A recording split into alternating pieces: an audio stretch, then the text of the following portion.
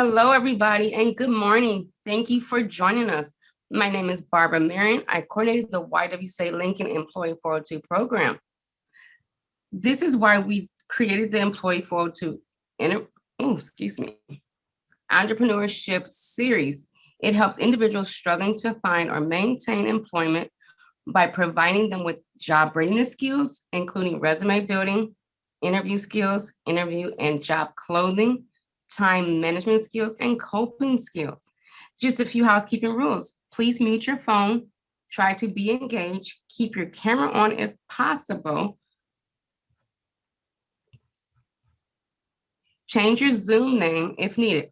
By doing this, you would press on participant box, find yourself, hover over and press more. Rename your username to first and last name, please. Today's session will be led by Caitlin Moore of Union Bank and Trust. Please give her a warm welcome. Hi, everyone. Hello. Thank you, Barbara. I'm excited to be here today. We're going to be doing a couple weeks of small business focus, entrepreneurial focus type of information. I love when cameras are on. You don't feel like you have to, but I love it when people are engaged.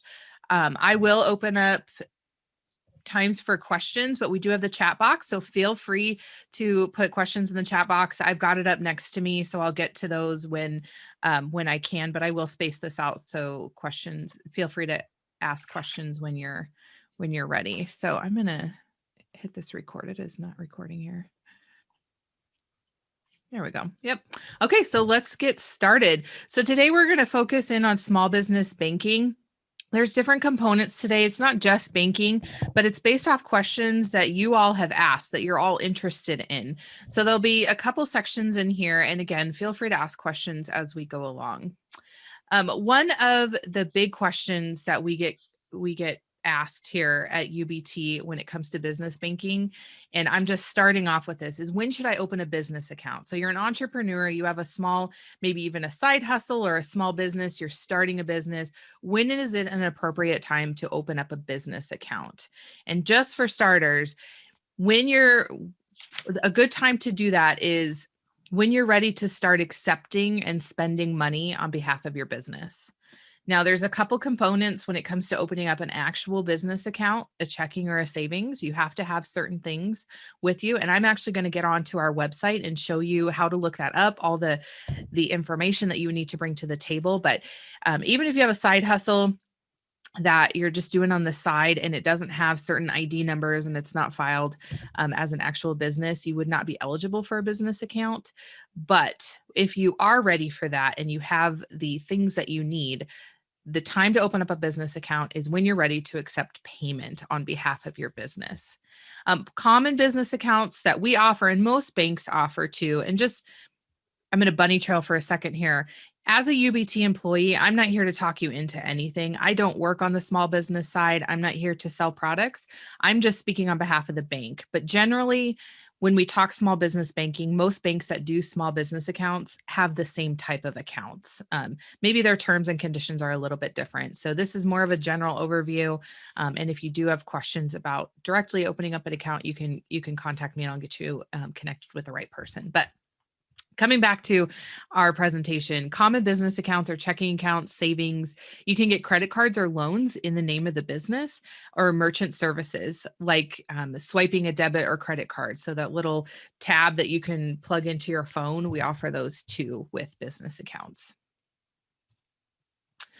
There's a lot of benefits to opening up a business account when you do have a business. One of those items are protection. So business banking offers limited liability protection. So when things with your business account, if there's fraud on the account or just things within your business that you need protection over, your business account gives you that protection, where a personal savings and checking would not allow for that. Now, there's certain insurances like FDIC insurance that's on your checking or savings account, but it's not directly related to your business. So when you are ready to accept payment or spend on behalf of your business, a business account gives you protection. There's professionalism also.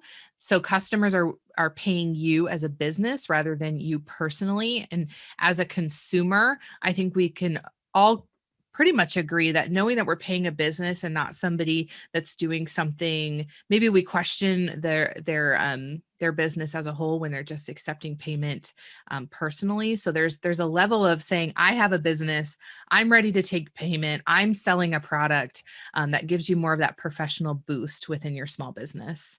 And then purchasing power.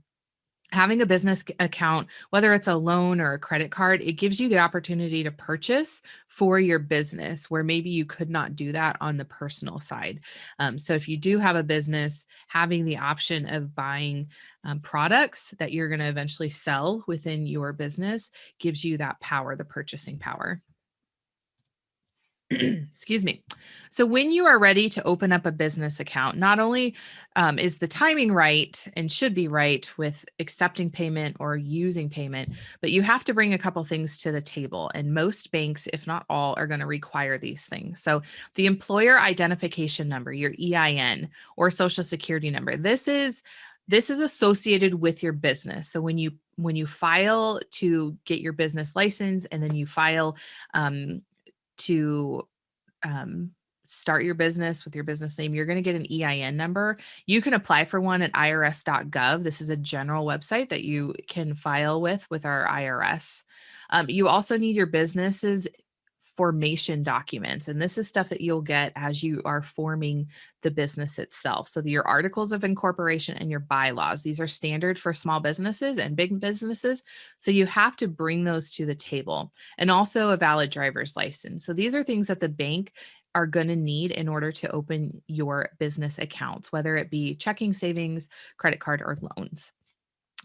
The best thing to do when you're ready to open up an account is to contact the bank first and talk to a small business banker directly to tell them your situation and say, I'm ready. And they will tell you exactly what you need. So if you're at home and you've got a stack of paperwork that you've been using because you started this small business, they're going to walk you through exactly which paperwork to bring to the bank in order to start your account. So I'm going to go to this website. This is our website at UBT. So it's ubt.com/business and then checking. It's not necessarily just the checking side, but I'm going to open this up here and we're going to take a look because there's a lot of information on the website that is going to be helpful as you are starting your business and really deciphering whether you should open up an account or not. So let me share my other screen here.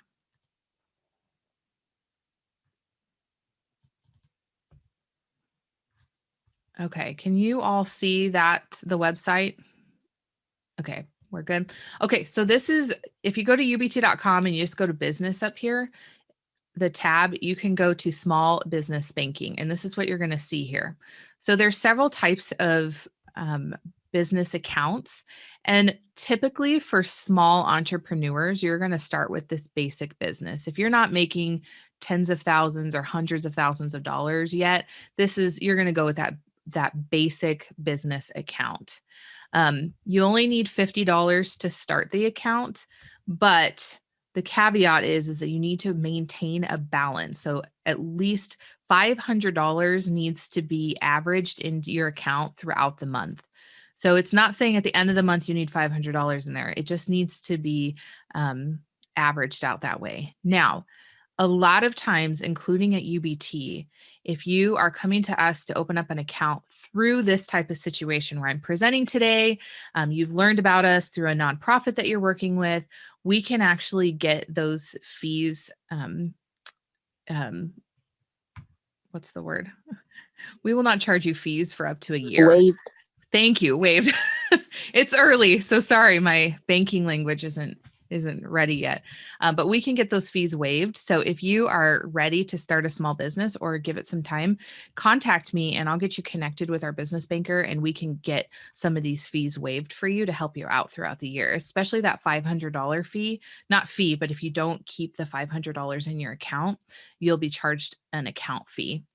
So it's a really great way to start your business if you're ready to do so. UBT can help you out a little bit.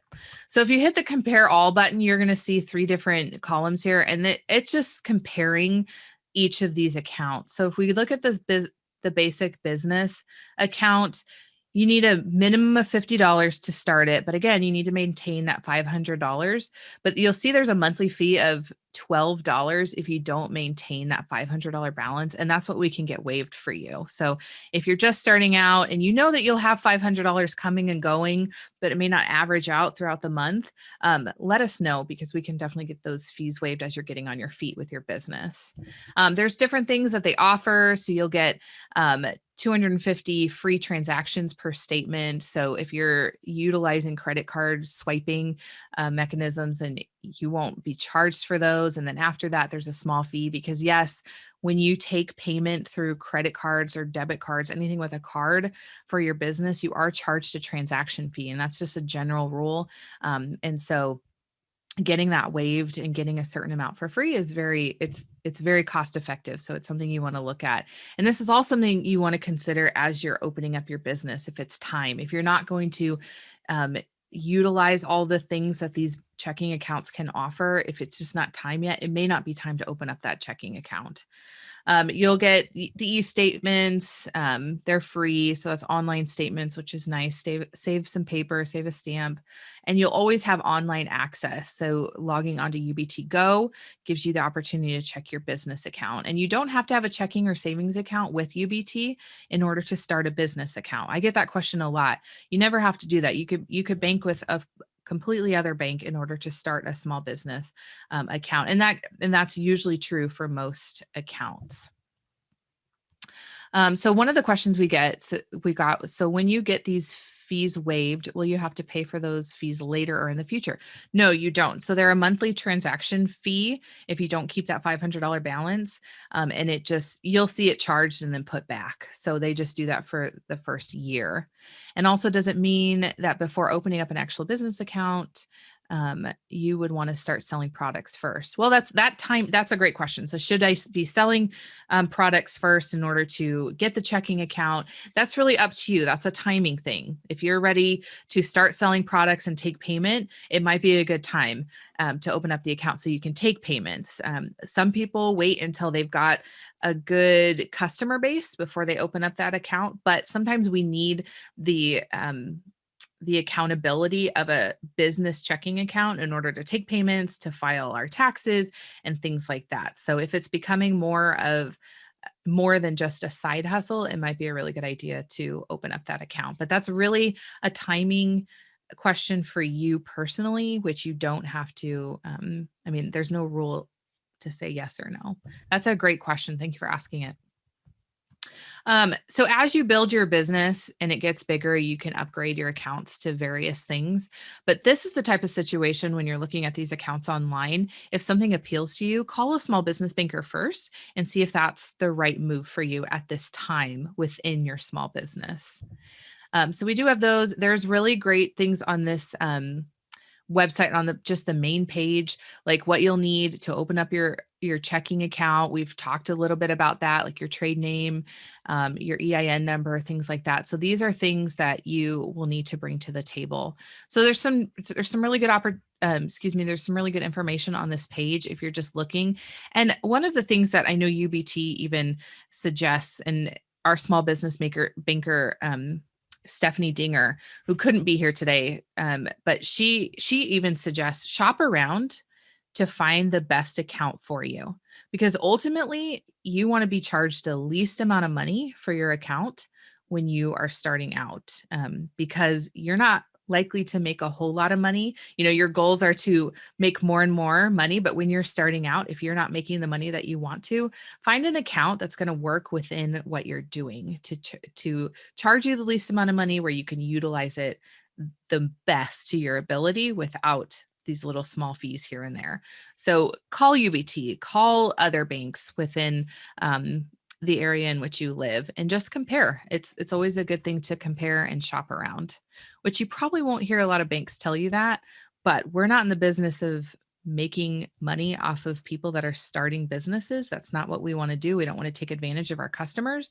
And so if it's just not going to work for your situation right now, that's okay. You don't have to utilize UBT. I'm going to jump back to this other screen here, move some stuff around.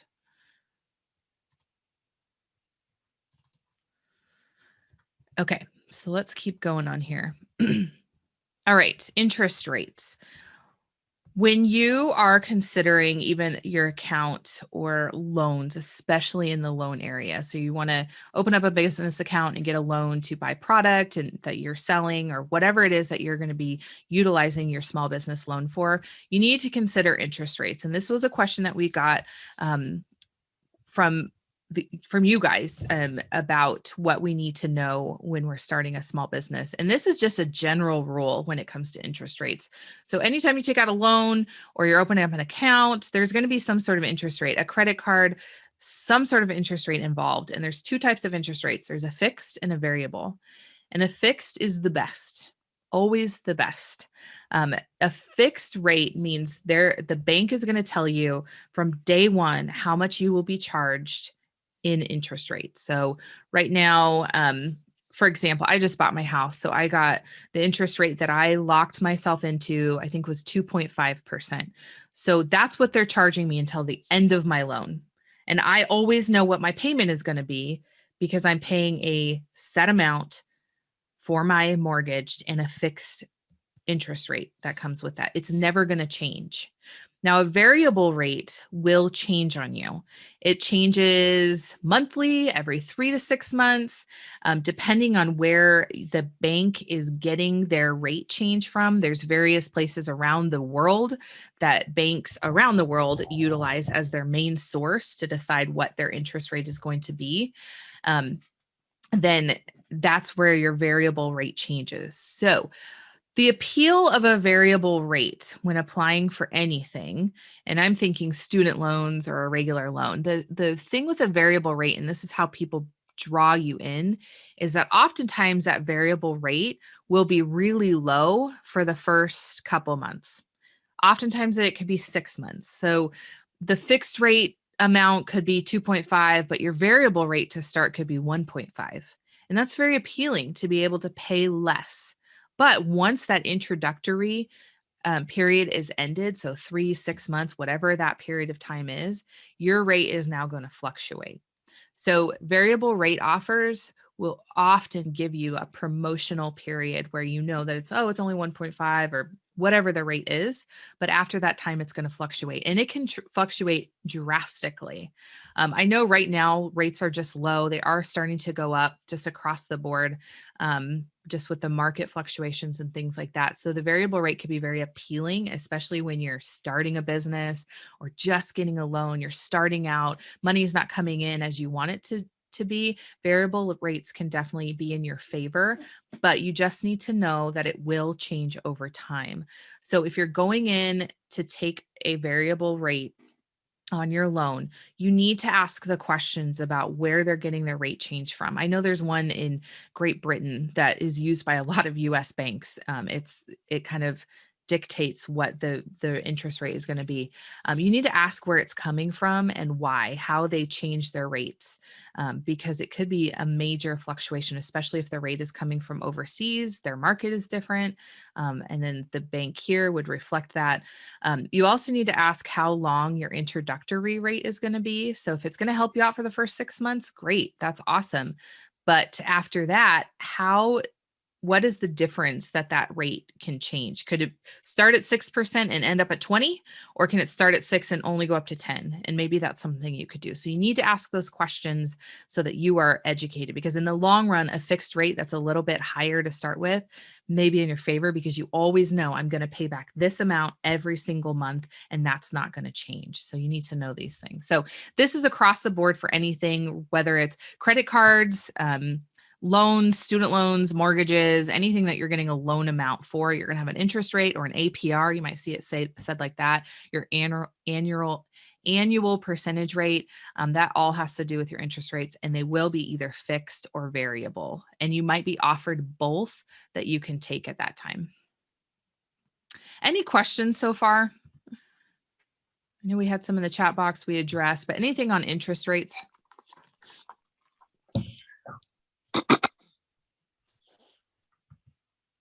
Okay, we will move on here. One of the other questions we got was is there grants or scholarships or anything that you can find to help you start a business? And good news, there is. There's a lot of resources out there, especially in Nebraska and especially right now because of all the stimulus packages that have come out over the past year and a half. There's a lot of grants for entrepreneurs out there. They might be specific to the type of business you're trying to start, anything like that. But there's a lot of opportunity. And I would start by going to the webpage at the bottom of this, www.opportunity.nebraska.gov. And I can get this information back to Barbara or Maisha to send out to folks. I'll send this slide specifically so that you can use this information to help you start your business.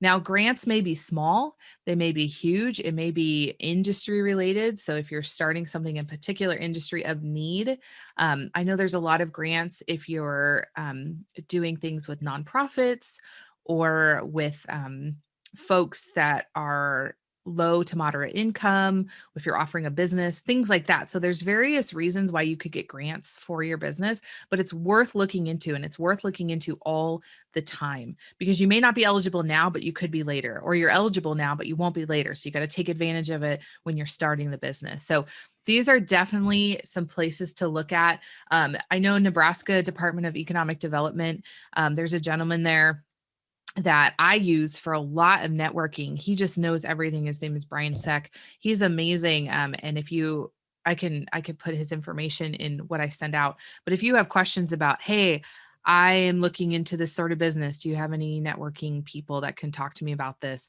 He's a great person to ask. He knows a lot of people around the Lincoln and Omaha area that even if you're starting a business or have an idea about a business, it's a great opportunity to just talk to people within the industry or talk to people who have started businesses, things like that. Start gaining knowledge about the process through other people who have done it and who have done it successfully. But this being said, there are grants. Take advantage of them, especially when it comes to small businesses. So somebody wrote, so if you've saved up the money, you need to start your business. Should I still get a grant? So a grant, I want to explain this. A grant is free money. A grant always means that it's money that's being handed to you for a particular reason that you do not have to pay back. So even if you have money ready to go, always take the opportunity, especially when first starting out, because amazing job if you've saved money to start your business, but why not use free money to help you out with that? I'm a big proponent of taking free money where you can get it, especially if you're a business owner, you've got a really great idea, you're enhancing the community. These grants are there for you to take. And if people don't take this money, that grant money sits there and does nothing in an account until somebody takes advantage of it. So there's a lot of grant money out there for various reasons that people do not take at all. So take it where you can get it. Take money where you can get it because you do not have to pay grant money back. Loans you pay back, grants are free money.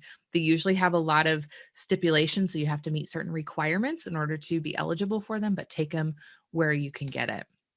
And then the follow-up question was, what is the big purpose of getting a grant, or how will it most benefit someone trying to start a business? I think the biggest benefit is it's free money. It's free money for you to use, probably within some parameters, but you get to use free money to help you start this business. So maybe you have the money you have the nest egg to start your business, but maybe this extra grant money can put you over the top and allow you to do something you didn't think you were going to be able to do right away with your business. So take it where you can get it. And also finding grants like through some of these programs that I've listed here give you the opportunity to network with other people. And so maybe you go to the Department of Economic Development and they say, hey, you should head over to the Nebraska Seed Investment Program. And so you're meeting people along the way and you're telling your story and you're telling them, hey, I'm starting this business to do blank.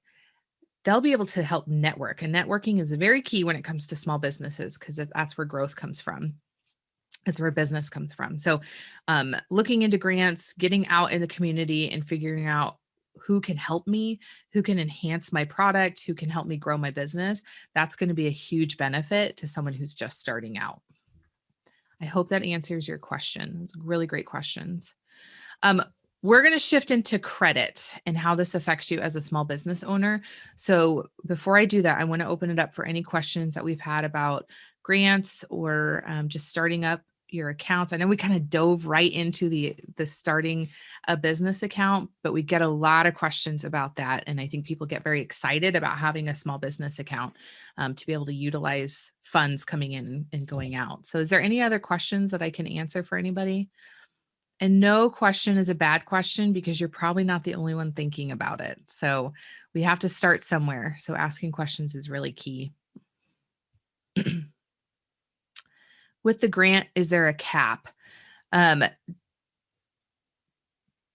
so that could be two different answers. A cap for what you're making or how much your business brings in. Oftentimes there is. They'll say this grant is only for businesses that make a certain amount of money each year or a larger amount. So they'll put a cap on your earnings for the grants. That's why taking advantage of grants at the beginning when maybe you're not making any money or little money is really key. But grants also usually have a cap of how much you're eligible for. So if we look back here on this list, this second one, the seed investment, they put a cap on how much you can invest, how much they're going to invest, the 500,000. Doesn't mean everybody's going to get 500,000, or sometimes they'll say, okay, so Walmart, Sam's Club Corporation does grants for nonprofits. They love to give money to nonprofits, but they put a cap on. They'll say you could get between 500 and 5,000, but maybe they're only going to give you 1,700 based off what you're doing. So they'll put a cap on the grant, but you will be eligible for a certain amount between that. Can I get more than one grant? Absolutely. When it comes to grant money in any way or for any topic like school loans or small businesses or anything, you can apply for as many grants as you want. Now, maybe the one business, the corporation that's giving away the money will say you can only have one grant a year or one in a lifetime, but look everywhere you can, because maybe you'll get $500 somewhere, maybe you'll get $5,000 elsewhere. Now you have $5,500. So grants don't have a cap as long as you're going to different places to get your grants. So apply. It's something that business owners do. They're constantly seeking that type of thing, especially small businesses. So just keep look for grants. Look for grants that have to do with what type of business you're starting. Oftentimes there's grants that if you are low to moderate income, you'll get extra grants as a small business owner or entrepreneur. There's different things that you're eligible for that everyone's going to be eligible in different ways. So I would definitely start with opportunity.nebraska.gov because they're going to point you in the right direction for different grants. Is it possible to get help with writing a grant proposal? So that's a great question. I would not be the person to help you with that. I don't know if our small business bankers would either. I know our small business bankers own small businesses, but next week, the I forget who's coming in to talk to you guys. That might be a good place to get help with the proposals. Barbara or Maisha can speak to that. But the other folks that are going to help you with the entrepreneurial stuff next week and then the fourth week might definitely be able to help with grant proposals. So definitely look out for the grants that need that EIN number or business number. You might not be eligible for that yet, but maybe you will later. So, flag them as a grant that I can come back to later. But oftentimes the grant proposals, they just want to know what you're doing. But I would definitely look at the company next week that's coming in to speak for that kind of help. I apologize. I'm just not the expert in grant proposals. I've written a lot of grant proposals, but I'm not an expert in that. Great questions. Okay, so let's talk credit and how this affects your business. Now, the main question is, does my personal credit affect my small business? And the answer is yes, absolutely. Because when you're starting a small business and getting loans or accounts, you are your own collateral. Meaning, when we get loans, say a car loan, the bank is loaning us money and the collateral is the car. So if something goes wrong, they're just going to take the car. When it comes to small business banking, especially new folks, you are your own collateral. So if something goes wrong, the bank doesn't have a product they can take back and try to recoup their money. So your credit score essentially says, this is how good I am with money. This is the liability or risk you're taking on with me individually. Because the better you are with credit, the paying your bills on time, not being late, paying more than the minimum payment. This could be your utilities. Anything that is reported to the credit bureau increases or decreases your score because it's saying Caitlin is either good or not great at paying her bills. And so when that translates into your small business, the bank is looking at that saying, Caitlin wants to start this business, but she has 95 late payments on everything in the past year, and her credit score isn't great. So she's a liability. She's not going to pay us back. She's probably not going to be that great at paying her bills. And so they do look at personal credit and credit history when it comes to business banking. Now, if you do not have great credit right now, there's still a way. It doesn't mean that it's going to be this way forever. And it's really working right now as an entrepreneur, someone who has a really great idea and has goals of starting their own business.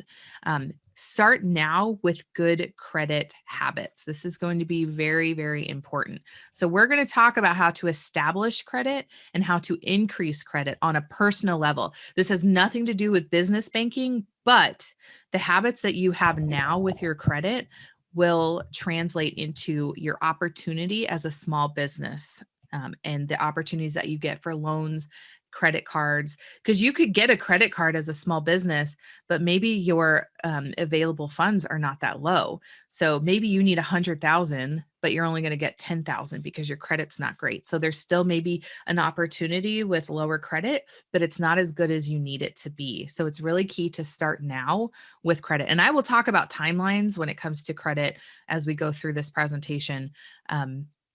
And how quick your credit can regain mobility as you pay for things. So how do we establish credit? Now, you may be one out there that just doesn't have credit. And what I usually say is no credit is actually better than bad credit. So having no credit, clean slate. So we're talking, our typical 18-year-old that's never had any utilities in their name, never paid a bill, never had a credit card, things like that. That is a really good place to be versus bad credit. But it doesn't mean with bad credit, you can't get there. It's just going to take a little bit of time and a little bit of discipline to get yourself back up. But there's always hope. Okay. There's always hope to increase your credit. And that's what we're going to talk about. So for starters, how do we establish credit? Okay. Receiving funds. Ty, you'll have to explain a little bit about what your last question was in the chat box. Okay, so one way to establish credit, or this example is actually one that if you don't have great credit, this is a really great way to increase, but a secured credit card. So a secured credit card is the same thing as a credit card. It works the same. It's reported to the credit bureaus the same, but you're going to put a down payment on your credit card. You're going to essentially put a security deposit on this credit card. So I can go into the bank today and say, hey, I would like a $500 secured credit card. And they'll go, okay, great. Let's do that for you. And I'm going to actually give them $500. And what this is it because I don't have credit or I have bad credit, the bank would look at me as a liability. They would say, I don't know, Caitlin just doesn't have good credit history or no credit history at all. We don't know how she is. So I'm going to put that $500 in the bank's hands and they're going to give me a credit card with $500 spending. Basically, it's a security deposit, like paying like your rent. If you rent an apartment or a house, you have to put down a security deposit. What that security deposit does, or that $500 deposit, it's telling the bank, if something goes wrong, keep my money. You're not going to lose anything, bank, because you already have the money. So what they do is they keep that $500 for now. They give me a spending limit of $500 and I go off and I spend money. So the first month I go to Target and I spend $100 on my credit card. I swipe that on my secured credit card. And at the end of the month, I get a bill from the credit card company and I owe them now $100 because that's what I spent. And I'm going to pay it off. I'm just going to go ahead and pay that on time and I'm going to pay the whole thing off. And so now I have $500 to spend again. So the next month I need some new tires. So I go and I spend $450 on my credit card. I swipe it and I get a bill for $450 and I pay it off. And I do this until I'm ready to close my account. Okay. With credit cards, secured or not, paying on time every time is the biggest way to increase your credit and to establish credit. So with my secure credit card, I make my payments every month. I've paid it off. And you know what? My credit has just increased. I've done really well and I'm ready to close this account. So I go to the bank and I say, here's my credit card back. I'm done with the secure credit. There's nothing owed on this. And they're going to give me my $500 back because I don't owe them any money. So they said, nothing's wrong. Here's your $500 back. Now, maybe I went to the bank and I owed still $100 on this secured credit card. They're going to keep everything, they're going to keep that $100 out of my 500. So they're going to give me back $400.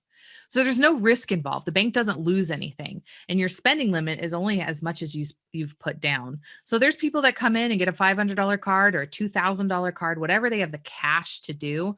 And that's how they build their credit. Secured credit cards are a great option for young people to start their credit.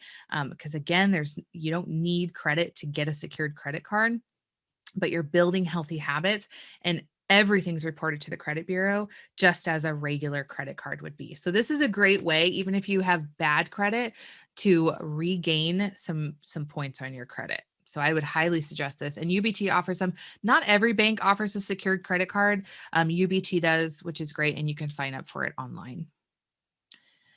The next way to establish credit is to have co-signers. So if you're looking for a loan or even, you're starting out and you're getting your own apartment or starting with utilities, oftentimes you need a co-signer if you don't have credit or you have bad credit.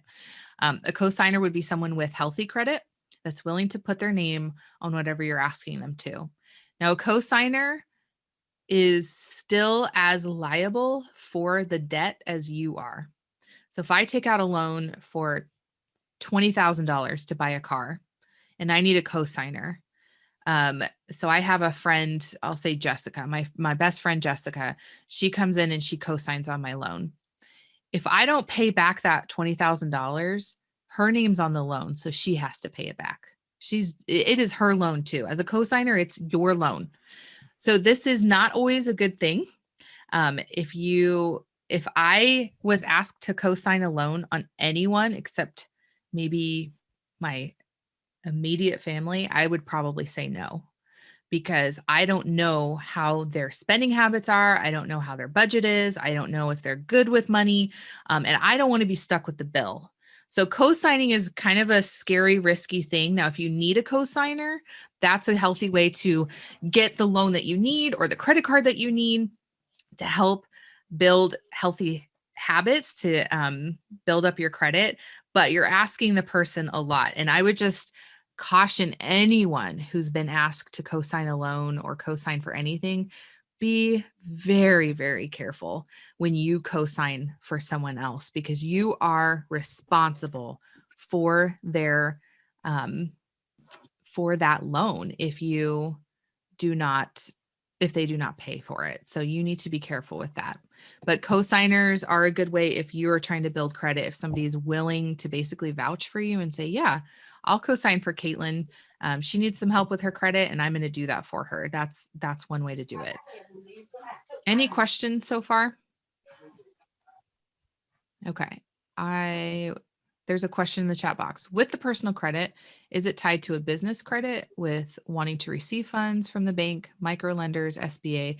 Does the credit make us not get approved for our own credit if our credit is low? Okay. So I think what you're asking is, does your personal credit affect things like SBA loans or micro loans for your business? And I believe that question is yes, because if you are the owner of that business, we are using your credit in order to approve for your business loan. Okay. We have to put somebody's name on it and you're the business owner. So yes, it would affect whether you're getting those things. Now, the qualifications for SBA loans or anything like that, I don't know what they are.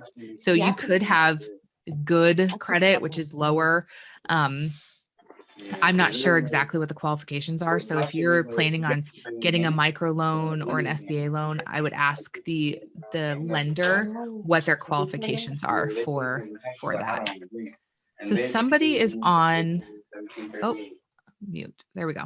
Okay. Just a reminder, keep your yourselves muted unless you're asking a question. Okay. Any other question? Okay. Somebody else asked. So the $500 thing. So the secured credit card, I'm guessing. What are you doing once you've made payments and spent the 500 on things for your business? What is it? What is like the next step? I'm confused on that part. Okay. So the point of the secured credit card is to have a credit card to build your credit. So if you're given the $500 spending limit, you're going to spend and pay it off, spend and pay it off. And that's building your credit. So it's not necessarily directed at a small business. But it is there building your credit. It's just a good way to build a credit with a smaller amount of money, or a large amount of money. So it's not, if you're going to use your secured credit card to buy things for your business, you just need to be able to pay it off just like you would any other credit card when the bill comes in the mail. So you need to have the money in order to spend the money. Yeah. So it's kind of twofold. You need the money to put down on the credit card. You're saying, I want a $500 credit spending limit. So I'm going to give the bank $500 just in case anything goes wrong. They're going to keep my $500 to pay back what I've spent. And so once you spend any money on it, you're going to get a bill and you have to pay it off. So you're kind of doubling up on your payments, but you will get that $500 back when you go to close your account. So just like you would an apartment, you have to pay usually first and last month's rent, because it's a security deposit. So when you leave that apartment, when you move, the landlord goes in there and says, is anything wrong here? Do you owe me any money? Is your rent paid up? Did you destroy anything? If you do, they're going to keep part of your security deposit to pay for what you haven't paid for. But if you don't have anything wrong, and you're walking away from the apartment and it's in great condition, they're going to hand you all that money back. So it's the same concept with that credit card. They're essentially saying, give me the money now, just in case something goes wrong and you owe us money, then we'll keep part of this. But when you're ready to close your account and everything's paid off, we're going to give you that money back. So you kind of have to double up on your money right away because you're going to make payments, plus you have that security deposit. But essentially what the point is to build your credit, because you don't need credit for this credit card. So you're going to build your credit with good, healthy habits. So my suggestion would be go in and get a secured credit card for a smaller amount, like $500. Don't think big. Don't think $2,000, $3,000. Think small, and then utilize it for, say, getting gas. We all know we have to have money to pay for gas. So swipe your secured credit card and then pay off your gas. Just pay the payment on your credit. This is called revolving credit. When we spend and we pay it off, we spend and we pay it off. That's revolving credit. It's actually really good for your credit score because you're telling the credit bureaus, I'm responsible with my money. I can swipe and use my credit, but I can also pay it back at the end of the month. Do you have to be a certain age, or can anyone do this? If you're over 18, you can do this. Folks under the age of 18 usually need a cosigner. I don't know about secured credit cards, but typically within the banking world, you have to be 18 to do things on your own. So that's a great question. But if you are on the younger side of things, it's likely you can get the secured credit card. These are great questions. Thank you so much for engaging, everyone. I really do appreciate it. I had another question in the chat. Sorry. I asked, is getting a credit card the only way to build credit? Mm-hmm. Oh, is it the only way? No. Yeah. Nope. And we're going to go through a couple more suggestions on here. Actually, it's our next slide. So I'll definitely answer that for you. So other ways to establish or build your credit. High interest loans. These are from like small car dealerships where they charge you a lot more. You usually can have no credit or zero credit or bad credit in order to get these loans at small car dealerships. It's not always the best way to go because you are being charged high interest. The trade-off is you have bad credit, but they're going to charge you really high interest. But they still report that to credit bureaus, so it is still on your credit. I just wouldn't suggest going this way because you're paying too much money. Your phone bill or your household bills, as long as they're in your name, are reported to the credit bureau. So if you have a teenager that has their own cell phone, putting them on the account actually helps establish their credit. Even if you're paying on their phone, just getting their name on it can actually help. So if you are a homeowner or you live in an apartment, you can actually call your utilities companies and ask if they report it to the credit bureau. Some of them don't. For instance, I don't know if Black Hills does this, but that's my one of my utility companies, and I could call them, and if they don't report it to the credit bureau, I can ask them to. It doesn't mean they always will, and sometimes it takes some paperwork in order to do it. But if that's the only way for you to establish credit, it's worth calling your utilities companies and asking them to report it to the credit bureau. Because if you're on time every time, great, let's get that on your credit, because that's going to be really good in your name. You don't have to have credit to do it. It's going to establish it for you. Being an authorized user on someone else's credit card, we see this with a lot of teenagers and college students.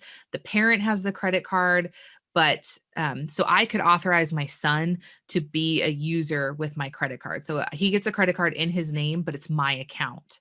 But because his name is on that, it's attached to his social security number, which then is attached to his credit. So he could actually establish credit through me. But I'm taking on the liability of him spending a lot of money on his credit card, and I have to pay it off. So store credit cards are another way to go. I'm not a huge fan of this, and I wouldn't ever suggest it to anyone if you're not good with your budget. Store credit cards are credit cards specifically for the store. So Target, Walmart, Maurice's, Von Mar, all these places have store credit cards that you can only use at their store. Now, some of them, like Shields, has a store credit card, but also I think it's a Visa, and you can use it elsewhere. But if you can get a store credit card, so you can only use it at the store. So Walmart, for instance, has a store credit card and a Visa card. You can get one or the other. The store credit card you can only use at Walmart versus the Visa you can use anywhere. But the store credit cards are a good way because you could have no credit to bad credit and they'll still give it to you, but you can only spend it at the store. So one of the ways, if you're good with your budget, which I would, before any credit card, I'm a firm believer that you need to have a handle on your budget. You need to be able to pay your bills because you need to be able to pay your credit card. But one good way to use your credit with a store credit card, say I have a Walmart store card. Well, I'm going to shop there for groceries anyway, right? I'm going to go in there and get my shampoo and my apples. Like I'm going to do that anyway. So I'm going to use my credit card and swipe that, but then I'm going to turn around and use my budget, my cash, and pay off that credit card. That's a really great way to establish and build your credit because you're using this money anyway. I'm not buying anything that I wouldn't normally buy. So why not use my credit card in order to pay that off? Now, like I said, you need to have good spending habits and a good budget. That's the underlying message to anything credit related is you need to have a good budget. Because if I don't know my limits to how much I could spend on groceries or shampoo or clothes, and I go to Walmart and I just spend all this money, but I don't have enough cash to pay it back, that's going to hurt my credit because I need to be paying off my credit card in order to get healthy credit.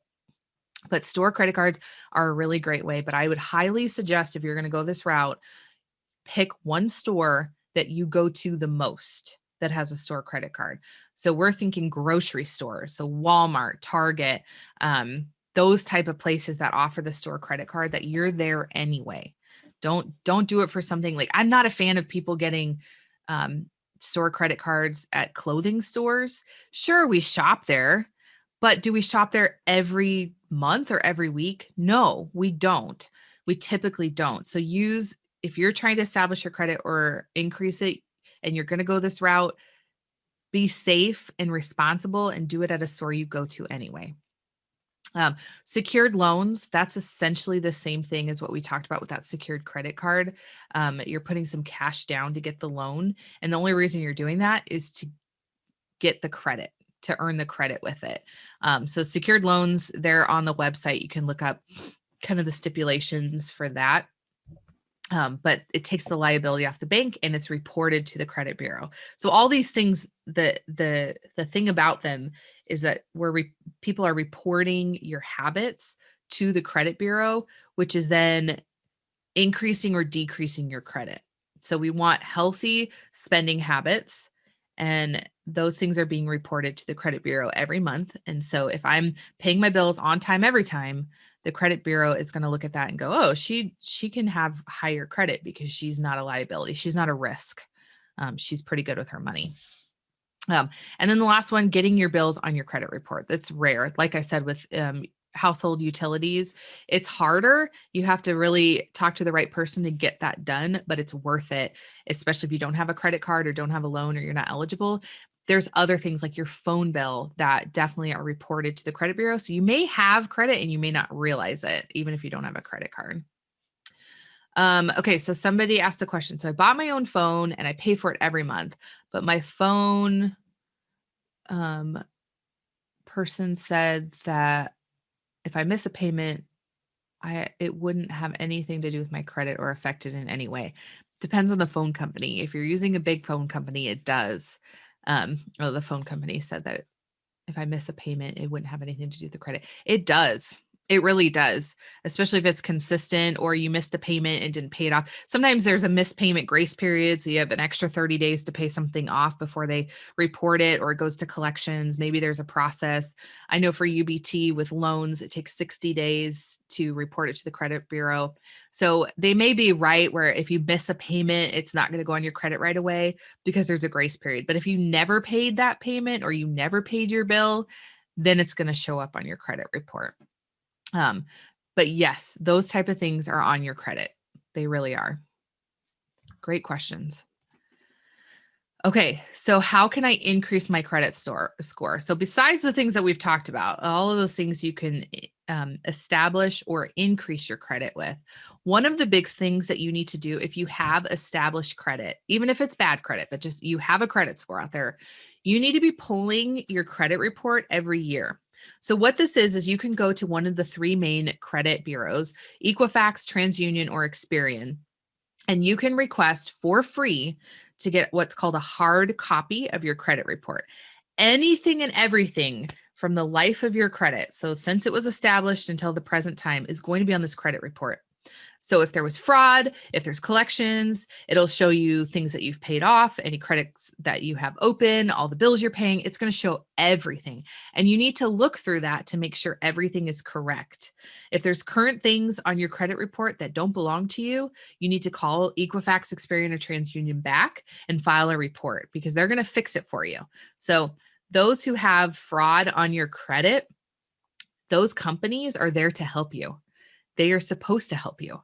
So you don't need to worry about like, what am I going to do? You need to just call that company and say, hey, I'm seeing something on my credit report that doesn't belong to me. It may just be a quick fix. I know my ex-husband, when we pulled his credit one year, he had several loans and credit cards open. They were being paid on time. Everything was going well for them, but it wasn't his. And come to find out, it was someone with a similar name and a similar social security number. I think it was off by one number that it had just gotten on his credit. And so he reported it to the credit bureau and they got it taken care of. It came off and everything was fine. Luckily, it wasn't necessarily fraud. It was just a mistake. So it didn't hurt his credit or anything like that. But those companies are there to help you. So once a year, you can get a free report. It's pretty big depending on how old you are. I remember I pulled mine a couple of years ago. It was like 40 pages or something, but look through it.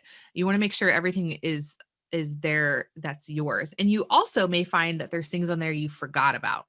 Collections is a huge one that shows up on people's credit reports and they have forgotten or didn't know because they've moved, and say a lot of times it's doctor's offices. You have a bill there that hasn't been paid. They can't contact you because you've moved, and it just ends up in collections. So you want to make sure that you're paying off your collections bills immediately. Now, if you have anything on your credit like collections, just know that specifically for collections, it takes about, once you pay it off, it takes about 2 months to come off your credit report. But usually your credit will just skyrocket at that point. Collections is very damaging to credit, but once it's off, your credit goes up right away. So that's one of those things I would suggest tackling first if you're having credit issues, is check and see if there's any collection charges on your report and get those taken care of as fast as you can. Now, it may take a little while, but just know that getting collections off of your credit report not only helps your credit go up, but if you have collections debt on your credit report, you will it is very unlikely that you will get a loan for anything. So collections is not a good thing to have on your credit report. But if anything, check your credit. You could do it online and usually get a PDF. So you're not, or you can get it mailed. It doesn't matter. They give you the option. But make sure that every year that you're looking at that, because you don't want to get, you don't want to have to pay a bill that's not yours, but also things just happen, life happens, and things show up. So collections is one of those that you need to take care of right away.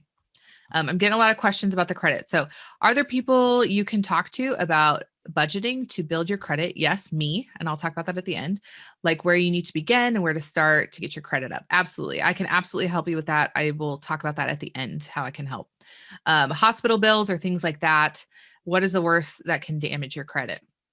Okay. Hospital bills are one of those things that you need to, if it's in collections, you can either call the collections company or the hospital and they'll tell you which company to call. Hospital bills, oftentimes you can negotiate or file for hardship. So to get your bills forgiven, you might not get all of it forgiven, but it's worth a shot. So if you have medical bills that are in collections, you need to take care of those things. There's a way to do this. There's a way to negotiate with collections companies. There's a way to file for hardships. If you need help with that, I'm really good at that. It's what I do as a financial coach. I can definitely help you with that. So don't panic, especially if you've got 5 medical bills. That's okay. Don't panic. We can get that taken care of. The biggest part of credit that could be most damaging is number one, collections. Anything collections related on your credit is very, very damaging. But like I said, once it comes off, your credit just skyrockets. It's really great to have that off. Another one is not paying your bills on time. So what's reported to the credit bureaus is if it's a missed payment or a late payment. So even late payments show up. So you want to pay it on time every time. And often setting auto pay for your bills is a great way to do that. One thing people don't realize is if you have a due date for a bill that's maybe in the middle of paychecks and it's just always hard to hit that, you can call the companies and ask them to change your due dates. Not many people realize this. So your phone bill, your insurance company, call them. Say, hey, I'm just in a rut, being charged like the day before I get paid. So there's really nothing in my account. Can we push this off 3 more days? Most likely these companies will do that within reason because they don't want to deal with late charges either. They don't want to have to keep calling you because you haven't paid. So call these companies that are, that you're dealing with kind of timing issues and ask to change the due date because it's very damaging to your credit. And as a bank, we're going to look at your credit and go, are they paying their bills on time every time? That's what people are looking at when they're looking at your credit because you're a risky person. You're a liability to the bank if you're not paying your bills on time every time because it's showing up on your credit and it's making your score go down, down, down. So those are big things. Collections, pay your bills on time every time. Those are the biggest things that you could do for your credit and to reverse damage. Some loans, like mortgages, look at the past 2 years of your credit history. Some, minor loans like a car loan or just a personal loan may look at the last year of your credit history, those type of things. So it may take you a little while to kind of recoup these habits. But if you start now paying your bills on time every time, paying off debts, things like that, it's only going to we're going to see that at the bank and go, oh, okay. So in May of 2021, that's when things started looking up. So we're looking at really good habits. So you just want to build habits over time in order to increase your credit. But look at your credit report. This is a bottom line. You need to start there because we want to make sure that you know what you owe, who you owe it to, or if there's a mistake on your credit, let's get it off. Some of the things, if you do have credit, so maybe you have a credit card. Great question. How accurate is Credit Karma? Okay. I love Credit Karma for everyday use. I look at Credit Karma a lot on my phone, but it is not 100% accurate. Oftentimes they will not show you collections. And so I have found a lot of the clients that I work with have excellent credit. So up in the high 700s, and then they pull their credit score and they're actually in the 6s because they found a collections charge or something like that. So Credit Karma is good to see like normal balances. If you have credit cards or loans, that's going to reflect on a weekly or monthly basis when they update it. But this is why I'm telling you, you need to pull your actual credit on the websites, on one of those websites, one of the 3, in order to see what's actually on there. You can also make accounts like on Experian. That's the one I use. And I can go in there and they call it a soft pull. So they'll give you a soft number. That's kind of like Credit Karma. That's a soft number. It's not going to give you all the details, but it's going to give you a relatively good idea of where your credit is. So they will do that on your account for free. So that's a good way. Like I can go into Experian. I don't do it often, but I'll go in there, a couple times a year and see my soft number. And if it's alarming to me, like, oh, that is much less than it was last year, then maybe I'll do my hard pull and get my credit report and look through there and see what's wrong. So Credit Karma is good on a day-to-day, but it is not going to be an accurate number. And it can be significantly different if you have bills that you haven't paid or you forgot about or collections. Yes, you only get one free report every year from one of the 3 credit bureaus. But you can pay to get an extra one if you need to. Another thing is if you go and apply for a loan or a credit card or something like that, where the bank is pulling your credit, that affects your credit. So if you're looking for, say, a car loan, as long as if you're going to shop around, so you're going to go to UBT, US Bank, Great Western, you're going to go to several banks to see what is my best rate. I want to get this car loan. Go within the same 2 weeks, because only one pull of your credit, so only one bank pulling your credit affects your score if you do it within a 2-week period. Actually, it's a 30-day period, but go all at once, because then you could have 4 or 5 people pulling your credit and it doesn't affect your score. So yeah, you can do one free hard pull every year, but you can pay extra if you need that done. That's why I would suggest making an account with the credit bureaus and just checking it every so often, because it'll give you a relatively good idea of where you're at. But then if that drastically changes, maybe that's the time of year that you pull your credit. Great questions. Okay, so for the sake of time, we don't have that much. So I'm going to hold off on answering any other questions. I only have a couple more slides, but I want to get through these just to make sure. So if you do have a credit card, one of the ways to increase your credit using your credit card is to use what's called revolving credit, or to stay within a certain amount of spending limits. So increasing your credit, pay off your debts and your collections as soon as possible. Now, this may take you a year or 2, but that's okay. As long as we're reaching these goals, you're going to see your credit increase. I've been working with someone who has, I think she has about 12 collections charges on her credit report. But even paying off one is going to help her. So we're going one at a time. That's all we can do. We can't pay on all 12, but we could pay one at a time. So that's what we're doing. And it's increasing her credit as we go along. So don't worry about how many charges you have. Just take it one day at a time, one charge at a time, and then you're going to see your credit increase over time. Make your payments on time every time. We've talked about this. And then maxed out credit cards. Okay, this is not a good place to be if you have credit cards. You don't want to be maxed out. That tells the credit bureaus and lenders that you're going to use every penny that you have, and you can't pay it off. So that says you don't make enough to pay off your loan, and that becomes a liability. So if you have a maxed out credit card, you need to get that paid down. Stop using it, get it paid down. The magic number of where you should be keeping your credit card balance, if you're going to keep a balance, which you don't have to, but if you're going to use your credit card, keeping a balance of between 30 and 50% is a good way to build your credit. So let's say you have $1,000 credit limit. You want to keep your balance of what you owe around $300 to $500. So once you hit that $500 mark, stop spending, pay it down a little bit, and then you can go back and spend a little bit. This is healthy credit habits, but it doesn't mean you need to. I would say, from my perspective as a financial coach, don't spend anything on a credit card that you can't pay off at the end of the month. Every month, you should be paying off your credit card, because if you're not, you're being charged interest for what's left on your credit card. And wealthy people do not build wealth by paying other people interest. Okay. So if I owe credit card interest, then I'm essentially giving away my money to a loan, and you don't want to do that. So to build wealth and to build healthy credit, you need to pay off your credit card every month. Now, I know that this is not realistic for everyone. I do know this. And I know that there are people with maxed out credit cards or you have multiple credit cards. I get that. But there is a way that we can, that especially me, I could come alongside you and help you build healthy credit habits, help you get out of debt and increase your credit at the same time. Because simply paying off your credit card is going to increase your credit. But it's also going to teach you you need a budget and you need to stay within that budget in order to pay off your credit card. Because if you're not using it anymore, but we're paying it off, that's going to build your credit. But we have to have that in our budget to pay off that credit card. So if you need help with that, I am happy to help you.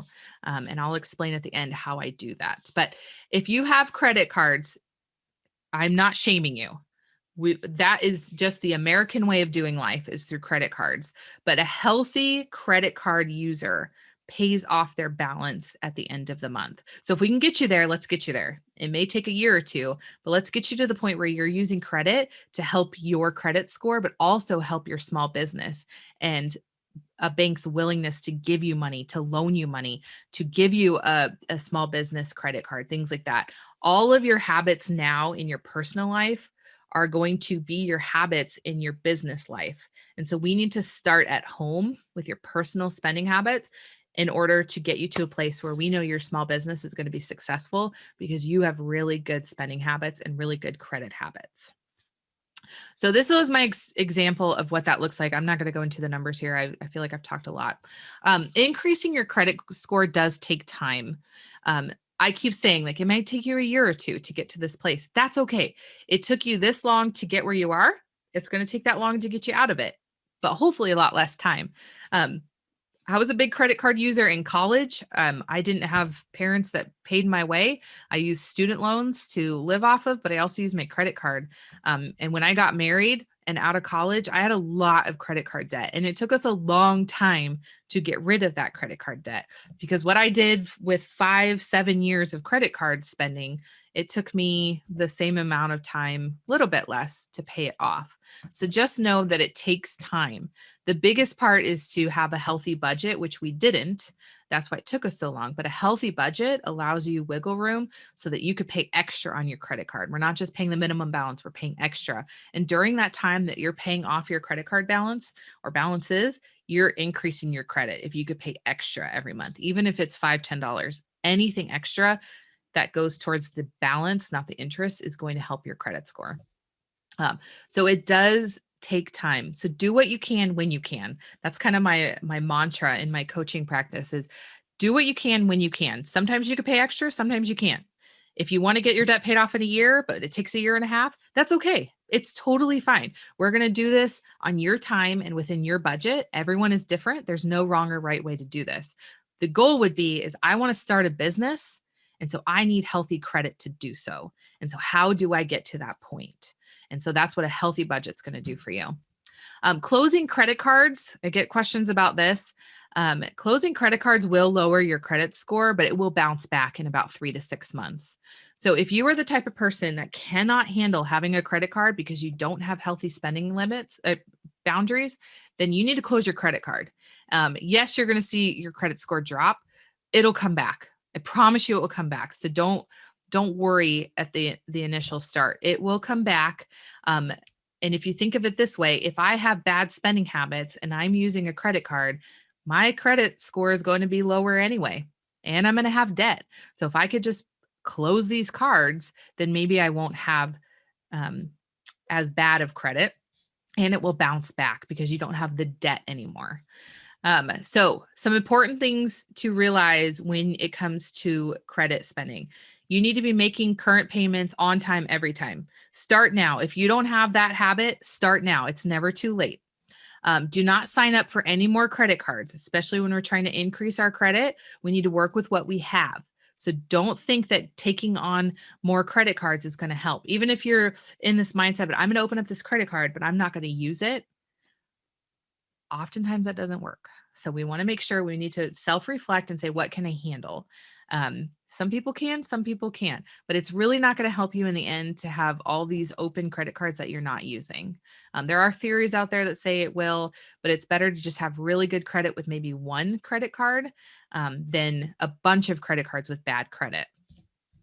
One of the other things a lot of people don't realize is that if you have a credit card that has a really high spending limit and you don't want it to be that high, you could actually call that credit card company and tell them to lower it.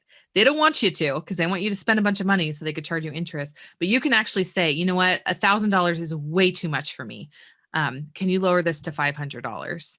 I'm a big fan of that because you're not closing your credit card, but you're bringing it down to maybe an amount that you could pay off every month. You know, if I spent $500, sure, I could pay that off every month.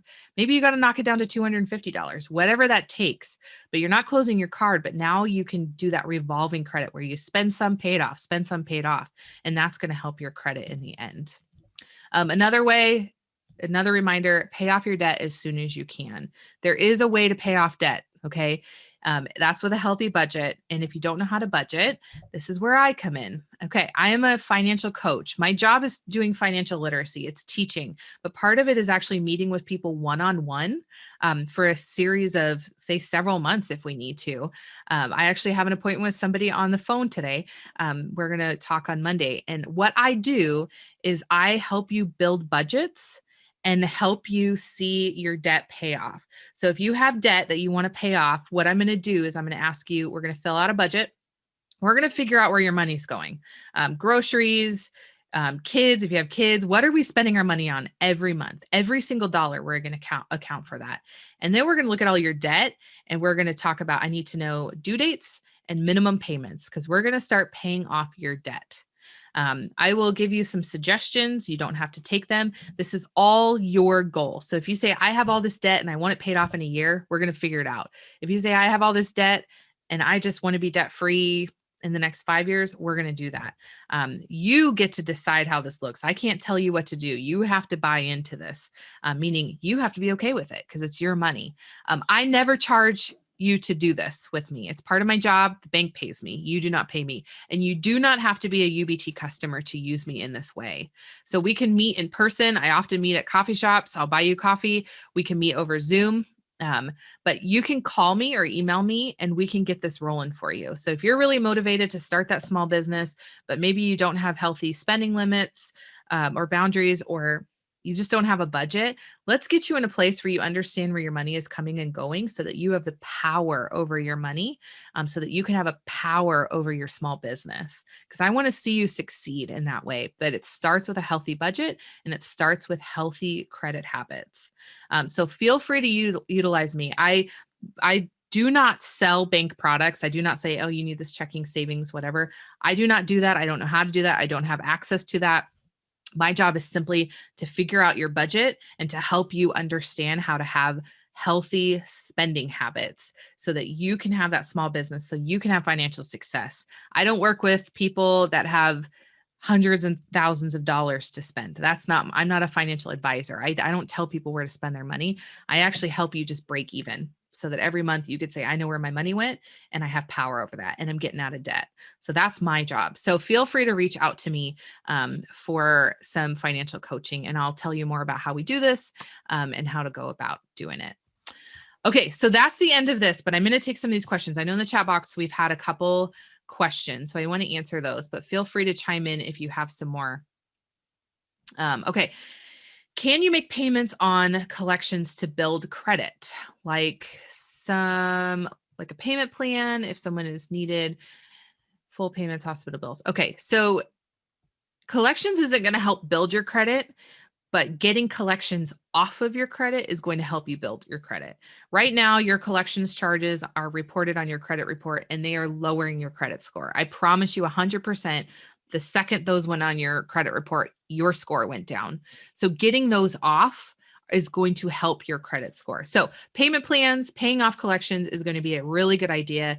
And you can work with the collections companies to do that, or you can negotiate with them, which I can help you do, or you can, hospitals, if you have medical debt, the best thing you can do is stay in contact with the hospital and pay even $5 a month and it will not go into collections. Okay.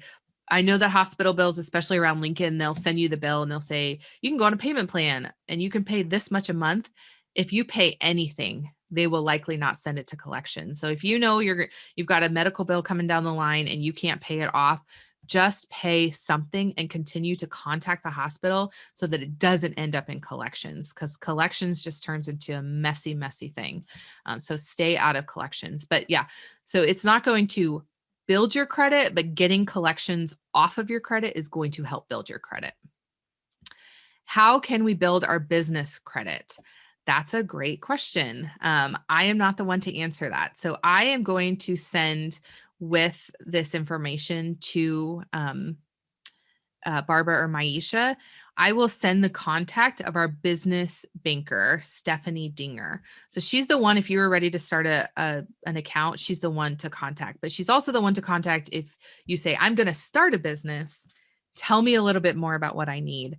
That's going to be the person to ask, how do we build our business credit? She will answer that. She has owned and sold several small businesses. It's her expertise here at the bank. She knows what she's doing and she can give you really sound advice. I am going to assume that building your small business credit involves the same healthy habits that you would have personally. Paying payments on time every time, paying things off. If you're using your business credit card, being able to pay that off or pay more than the minimum every year, not maxing out your credit card, not maxing out your loan potential, keeping things small. I have a podcast. I produce a podcast through UBT, which I'll send the link. And we're going to release our second episode of Small Business Banking, where we have interviewed small business owners here in Lincoln and asked them, how did they start? What is advice that they have for entrepreneurs? These are people that have started businesses young, that maybe didn't have any money whatsoever when they started it. I would strongly encourage you to listen to those. The next one comes out in 2 weeks. So that will be episode number 2 of Small Business Banking, but we already have one up there that I'll send the link to. Just have a listen, because they're the ones that are going to tell you how to really have success within your small business. And one of the things across the board that everyone has said is you don't need everything at once. You don't need the fanciest products. You don't need the fanciest buildings. You don't need the fanciest computers. Just do what you can when you can do it and build up to that. So don't think that you need to go out and spend a bunch of money in order to make a bunch of money. Start small. That's why they call it a small business, and be patient, because over time, if you're making money every month, you could put that back into your business. But if you're in debt right away, then you're taking your extra money and you're having to pay off debt. So that's one of the healthy ways that small business owners would say to have your business, is to just start small. And I'm assuming, because I've talked to several of them, the credit thing is right there with it. You don't need everything all at once. You don't need to put this on credit cards in order to have the best of the best. You just need to get what you need to get by and then pay that off as soon as you can. So great question there. What other questions? Does anybody have anything you can unmute yourself and ask, or put it in the chat box real quick? This is a 4-week series. You're going to have somebody else next week, and then I'll be back the 3rd week. So as questions come up, write them down, contact me. You can even contact Barbara or Maisha, and they'll get it over to me. That's completely fine. I'll put my information in that they could pass along in the information that I'll send on to them. But feel free to ask as many questions as you want along the way. Okay. All right. So if there are no other questions, Okay. I want to thank you all again for joining and getting up this morning and being here with us. Yeah. Next week, our session will be facilitated by Karen Bell Dancy, who is our executive director here. And some of the topics that she will kind of go over is determining your entrepreneurial goals, your wealth, your future, and your success when it comes to your small business, and then getting started. So it's all about setting our goals for whatever level we're at next session. So if you're thinking about starting a business, we can set goals for you. If you've already started your small business, we're going to go ahead and set some goals to get you to the next level. And so that's what May 15th is about, the next session. And then as Caitlin stated, she'll come back the 22nd to talk a little bit more about profit and maybe how to borrow. And then on the 29th, we have Diane Siefkes from SCORE, who is coming. And Caitlin talked a little bit about, for her podcast, how she has those who are current business owners or used to be business owners come and talk about their process and their success. And that's really what SCORE is.